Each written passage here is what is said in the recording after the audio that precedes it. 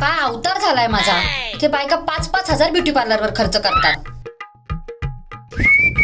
आणि माझा नवरा पेमेंट झाला तरी पैसे द्यायचं नाव नाही. भिकारी.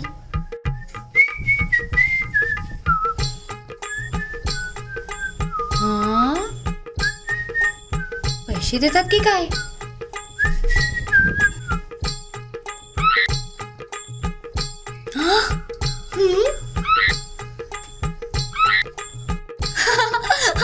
पैसे पैसे पैसे पैसे पैसे.